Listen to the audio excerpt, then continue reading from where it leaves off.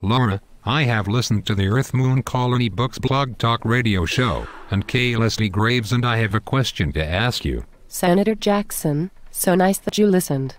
All of the shows are stored, and just like you did, everyone can listen, at any time. What is your question? People keep asking me what the U.S. space policy has to do with the free trade agreements. K. Leslie continues to discuss this.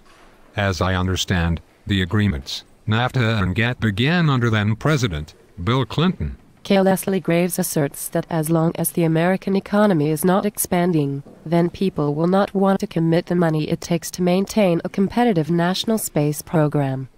Corporations profited under these agreements, but 10 years after these agreements, the research shows unemployment and the displacement of workers appear to be firm. He did a show, I should say on several shows, he did research, looking at Wisconsin, just after these agreements, and then, in 2009, the exports, they were fantastic, initially, but by 2009, unemployment was at 17%, a huge number by any standards. Workers who lost their jobs were never retrained, and they were left on their own.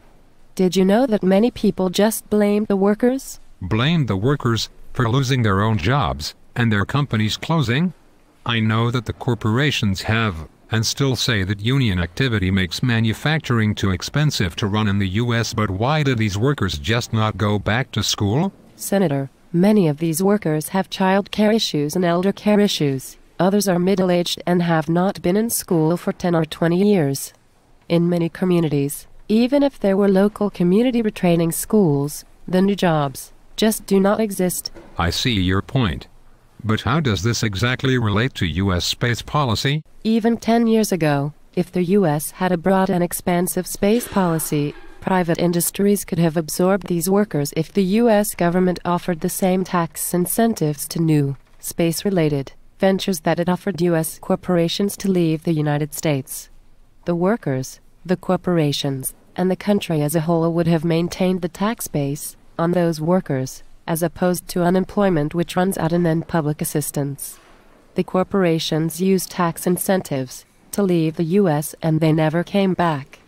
They were not obligated to bring their profits back to be taxed in the United States, and they never did. Many of them keep huge fortunes in offshore tax shelters, for example in the Cayman Islands, Switzerland and elsewhere.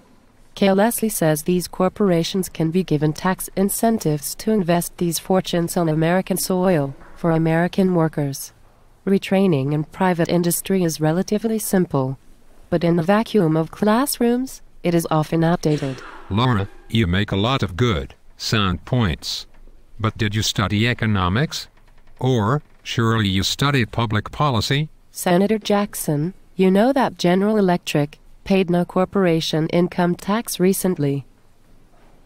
I just listened to all the shows, Earth Moon Colony Books blog talk radio show.